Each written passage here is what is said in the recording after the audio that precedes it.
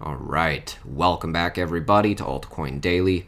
My name is Aaron. In today's video, I want to have a candid discussion with you about what I'm doing, what I'm thinking when it comes to the market. Make sure you watch the whole video. There's a few different things I want to show you. And keep in mind, this is what I'm doing. This works for me. I'm not telling you what you should do. In fact, you should be making your own decisions.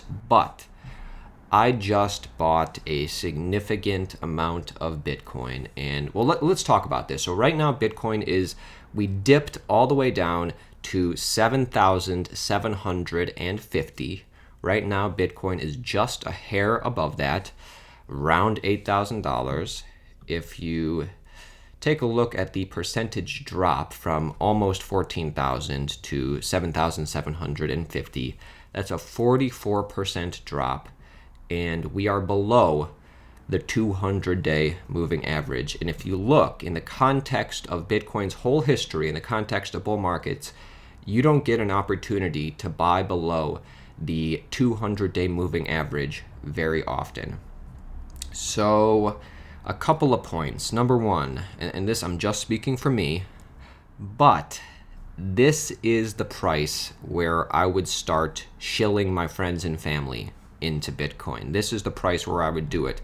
In the context of, we started the year off at 3,100, we rallied all the way up to 14,000, and the points that I just mentioned, the 44% correction below the 200-day moving average. In the context, and if you zoom out even further, in the context of Bitcoin's whole entire price history, the 4-year cycle is very much still in play. We see every cycle after the bottom, there's an expansion period, and then a reaccumulation period, a reconsolidation period. Not to mention, let's actually go back and take a look at Bitcoin's last bull market. I just want to show you a couple of things. Zoom in a little bit right here. So this is us just coming out of, this is the early stages of the bull market last cycle. And if you take a look from right here all the way down to here, 41% correction. That was the first correction. How about this next one? Right here, 40% correction. Now, if you go further into the bull market, we don't see 40% corrections anymore. We just see 30, 35, 38% corrections. And actually, the descending triangle breakdown that we had in the past couple weeks looks very similar to early or mid June of 2016, where we corrected, consolidated, then broke down again. And this right here, if you take a look, this is actually something I think Bitcoin could kind of mimic this, where for days we'll just consolidate, and eventually we'll just grind back up. Now, beyond that, if some of you are scared, if some of you, I don't know, I don't think a lot of people who have been holding for a while are too worried. But for instance, I was at a party last night, and I was talking to some of my friends, and I was asking them, like I said, this is the point where I try and shill my friends and family into Bitcoin. And I was asking them, do you know what gives Bitcoin value? And of course they don't. They say, oh, well, it's digital money, and they don't really understand. They go, oh, it's slow.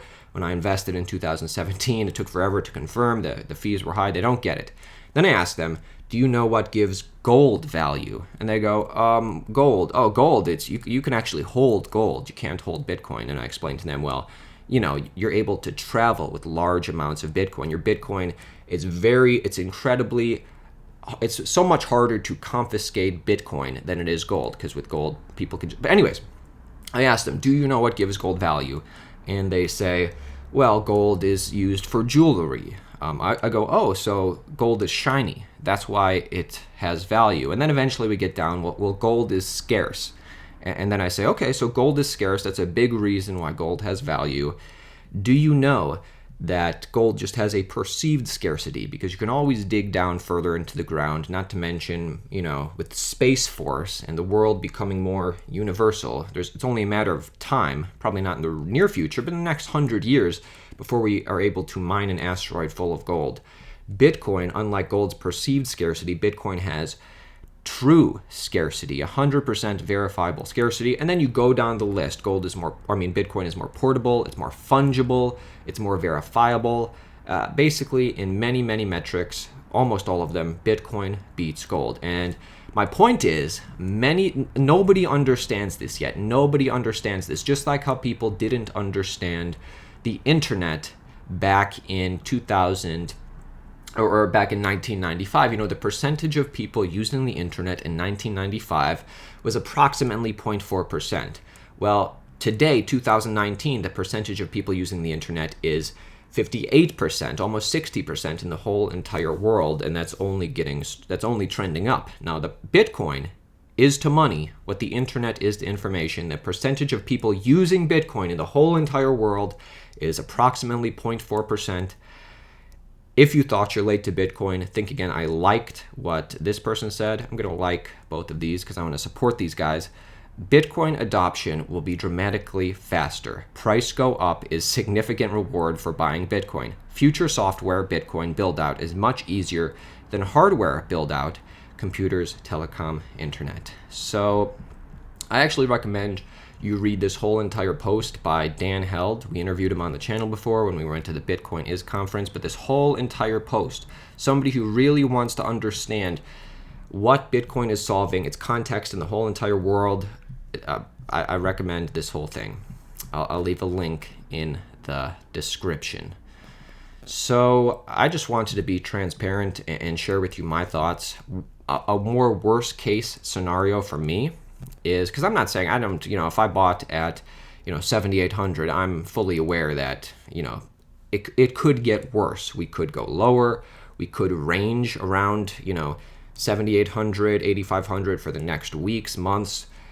I still believe that by the halving, we will be very close, if not surpassed $20,000.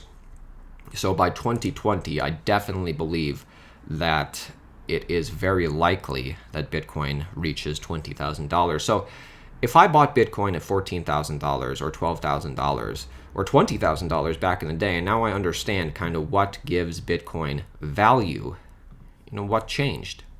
Really nothing, except now I can get a better price. And I'm willing to take the risk. Anyway, I wanted to share that with you. Make sure you like the video.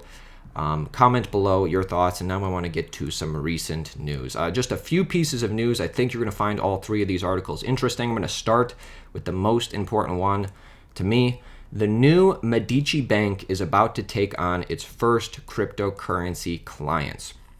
So once again, a story like this isolated in the world, maybe not a huge deal, but keep in mind, this is how the world is trending. We're seeing stories like this happen all the time, and Medici is a huge bank. So a new crypto-friendly bank with a historic pedigree is about to take on its first clients. Revealed exclusively to CoinDesk, Medici Bank is launching into private beta in October. The Puerto Rico-based bank will be testing the digital onboarding process, web portals, and its application programming interface with 5 companies from around the globe. 2 or 3 of those companies will be crypto businesses, and at least one of them will be an exchange. Ed Boyle, the CEO of Medici, told that to CoinDesk. He said, "Crypto companies are high throughput type clients. If we can handle that, we can handle anything." So Medici was founded by Prince Lorenzo di Medici, a descendant of the Renaissance-era Italian banking family.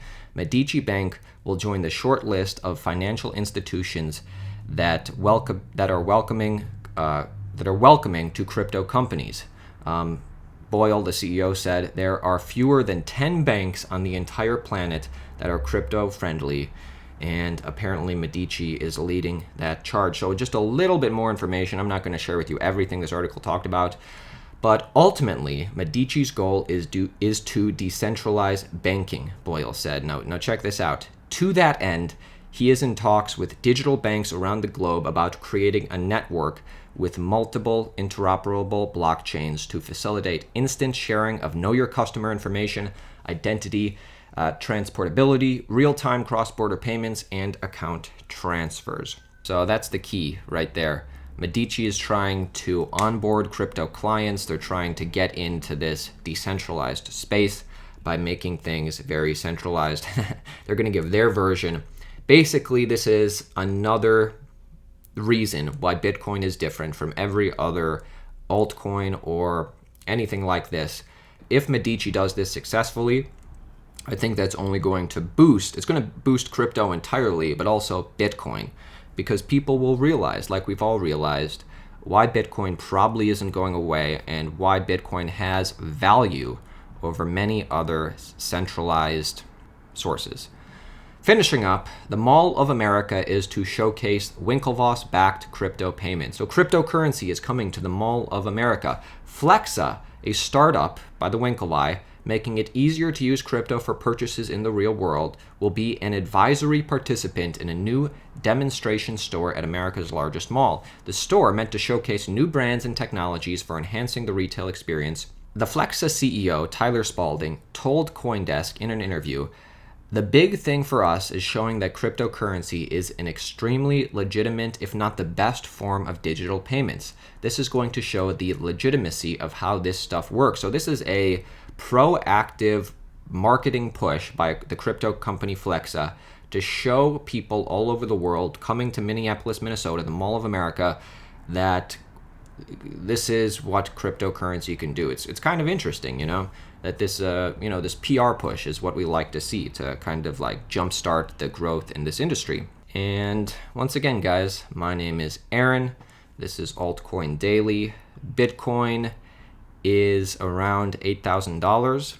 Let me know in the comments. Are you a buyer? Are you a seller? Are you a hodler? How far can Bitcoin go down? For me, a 44% correction is a great time to buy. I'll see you tomorrow.